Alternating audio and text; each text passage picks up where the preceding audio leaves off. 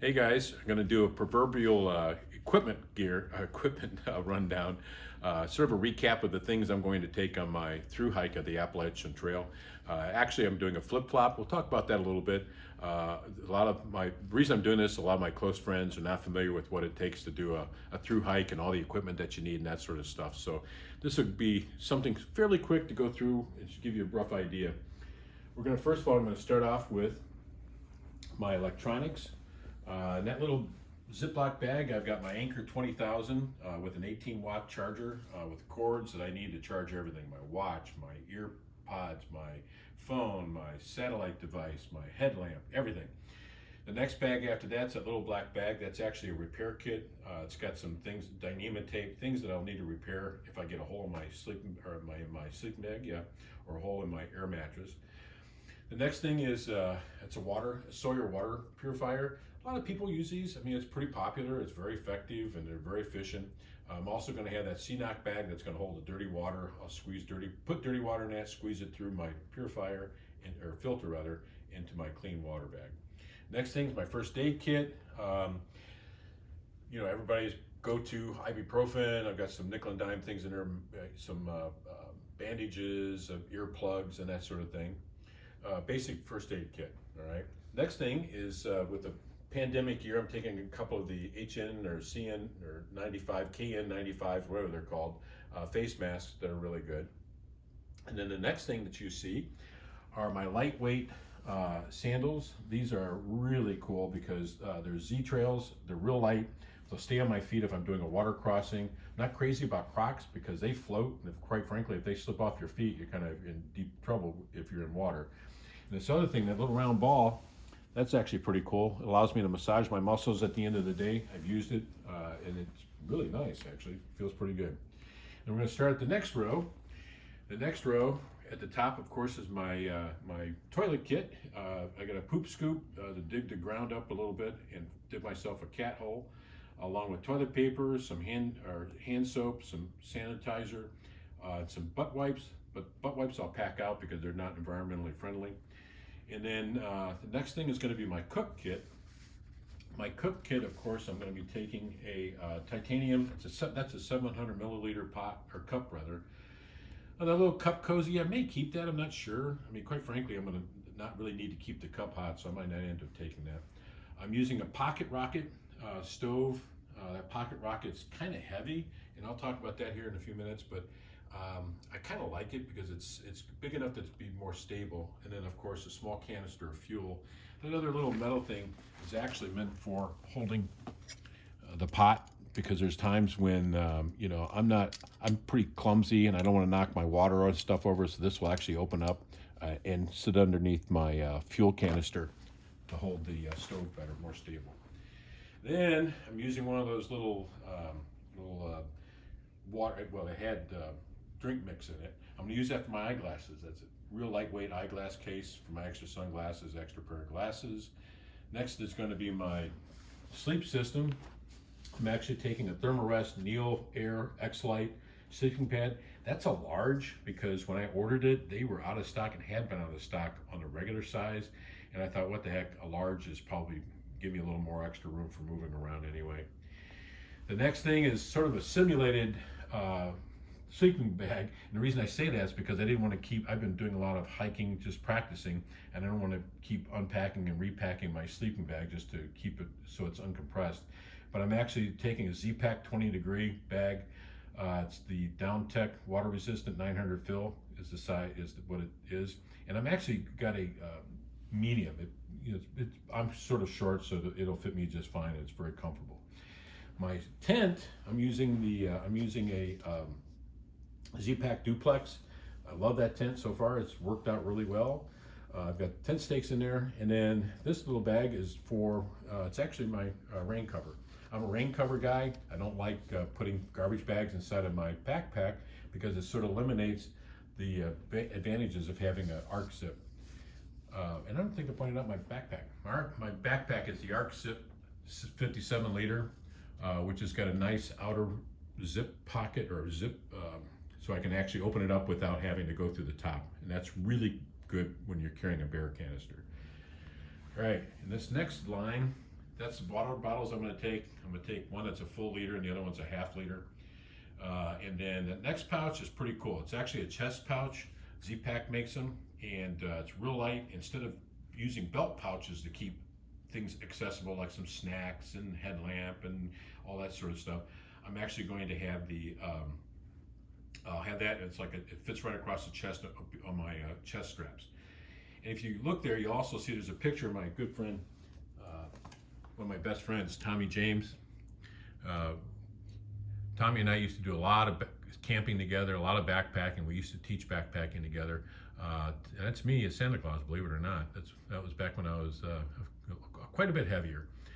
Anyway, Tommy passed away a couple years ago from cancer, and I just thought it'd be kind of cool to have him with me. So that's what that picture is for. And then I'm taking a Garmin. I'm taking the Garmin InReach Mini because my family thought that might be a good idea, so they can kind of keep track of me a little bit.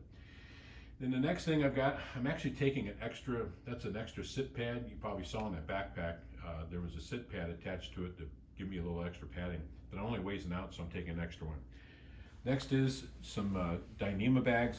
That's actually where I'm going to put my puffy jacket and some other stuff, extra clothes will go back in there, so those are just empty bags. Then I'm going to start with my rain gear. I'm using Z-Pack's rain gear. You know, there's always a big discussion whether they're the best ones or if you should use a Lighten, but this is their Virtus rain jacket and then rain pants. Then the next thing is my puffy. I got a Torrid Apex jacket by Enlightened Equipment. The reason I got that is it's not down, it's a artificial material. My experience is I'll be backpacking and you get a downpour, you got a down jacket on, all of a sudden you got a lot of wet goose feathers, and which is hard to dry out. So that was my personal choice, and everybody's got their own personal preferences.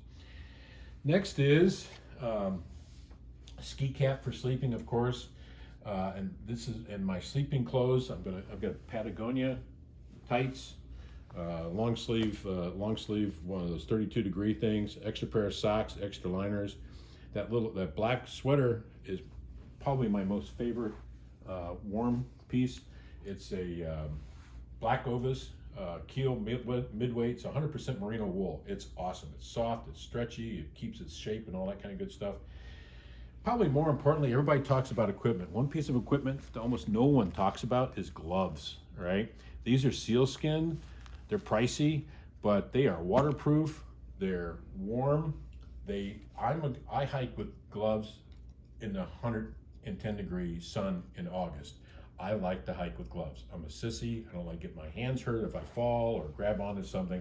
So I'm going to put those to the test. We're going to see how those hold up. They've held up pretty well during my shakedown hikes. We'll see how they do on the AT. The clothes that I'm wearing, and we'll go back to the canister.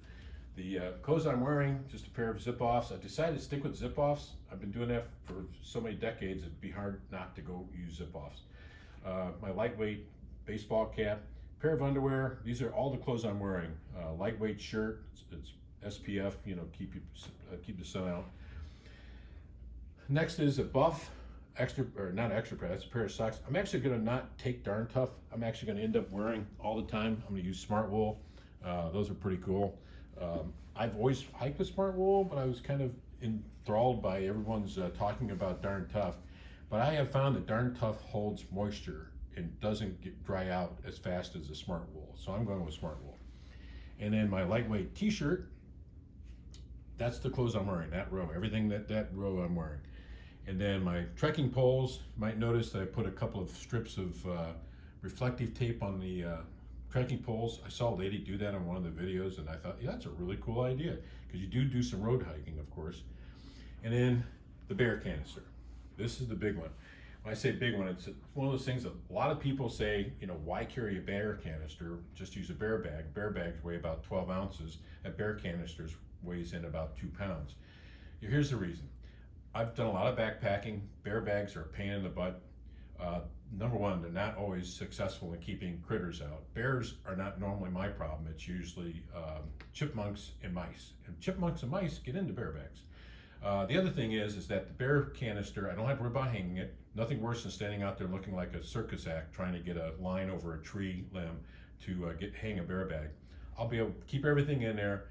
At the end of the day, if I need a seat, if I'm in a stealth camp, I can actually sit on it. I don't have to worry about finding myself a log to sit on. I can actually sit on the canister. So we'll see how it goes. I think I'm going to like it. And also, there are long stretches of the Appalachian Trail that require bear canisters because of the number of bear that are there. So I'm just going to have a bear canister. And quite frankly, it fits in my backpack. It fits in that ArcZip 57 liter perfectly. Everything you see on the floor except for the clothes I'm wearing will fit in there with room to spare. So it works out really well. The red pouch is my food cozy. You know, it's where I'm going to put my quart Ziplocs with my food in it. And that takes care of my equipment, everything that's I'm backpacking with. Now, one thing I didn't talk about too much was over here. I did take some pepper spray. You're going to see that. Somebody's going to ask me about that. I'm not taking that for bears. The only reason I'm taking that, quite frankly, is because I have backpacked through neighborhoods and near farms and stuff like that where dogs run loose, and I have had dogs come at me. So the only reason I probably will end up getting rid of that maybe the first time I see my jump box, but initially I'm going to have it with me just in case I have any issues with dogs, you know, being a pain. So, all right. So now we're going to talk about my jump box. People say, what's a jump box? Jump box, a lot of people actually send themselves food, and they do that at intervals along the trail so that they can just resupply that way. I'm not going to do that. I'm going to hike into town, get a ride into town somehow, and I'm going to buy food.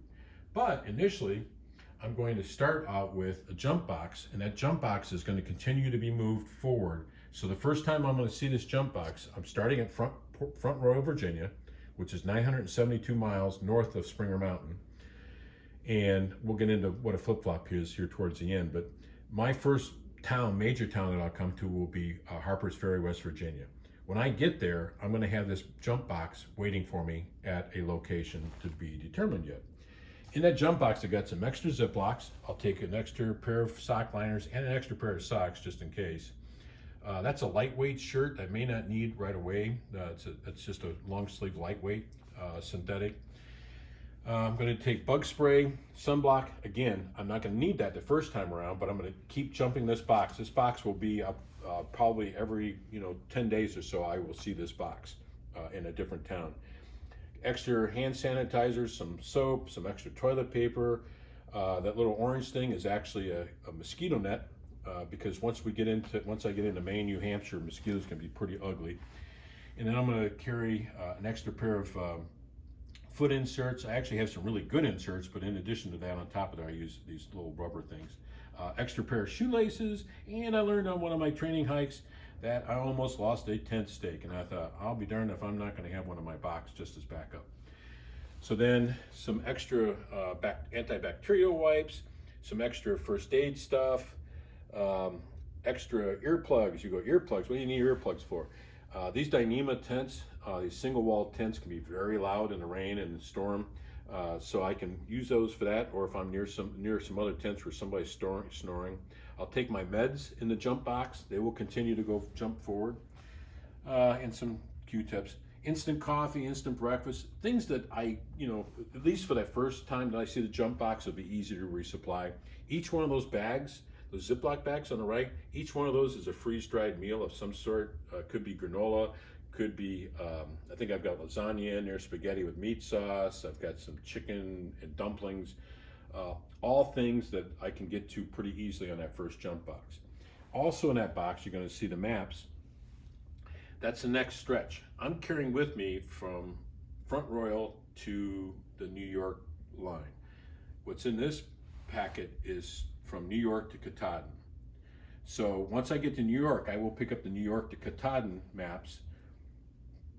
Then in the jump box, I'll probably have either my wife or someone mail me once that happens. Once I get to Katahdin, I will pick up the maps that get from Front Royal back to Springer Mountain, right? And that comes back to the flip-flop that I'll talk about. This bag actually is going to be packed inside a jump box because every time I'm done with that, I need to reseal it, put a label on it. So that's actually address labels in there, blank ones and return addresses to my house, along with some tape to take the box back up, right? So I will continue to jump that box forward every single time I'm done. So now I want to talk a little bit about flip-flop. People go, what is a flip-flop hike? All right, so there are through hikes. Anything that's a through, anything that's within 12 months is considered a through hike, and it's, you know, you're hiking it one season. Most people start at Springer Mountain and they hike north from Springer Mountain. This year, as of about a week ago, there are 2,600 people starting at Springer Mountain starting from like January 1st, like the second week of April, all right? 2,600 people are starting at Springer Mountain. If I were to start Springer Mountain on March 21st, which is when I'm starting at Front Royal, I would be hiking with about 300 or 400 people in a bubble that I would be hiking with. That's not attractive to me at all. I don't like to do that. I'm going by myself. I like to hike by myself, and hiking with 300 or 400 other people is just not a good idea. Number one, you never find an empty tent site and just all the stuff that goes along with that. So by starting in Front Royal, which is 972 miles north of Springer Mountain, there is only one person starting a flip-flop hike on the 21st of March, me, okay? As opposed to 2,600 people starting within about a 10 or 12 week period from Springer Mountain. So you can do the math. In fact, right now, there are only about 150 people that are even registered to do a flip-flop at all. So that gives you some idea of the difference. So what happens is I'll hike all the way to Katahdin. My goal is to be finished Katahdin by second week of July, get to the top of Katahdin. And then I will turn around, come back to Front Royal, start exactly where I left off, and hike south to Springer Mountain with the goal of finishing maybe the last week of September, first week of October. That's my goal. And anyway, I appreciate you guys watching. Make sure you hit the subscribe button. Make sure you hit the bell, the little bell button, in case you want to be notified when I post a new video. And that's it. If you got any questions, leave them in the comments. Thanks, guys.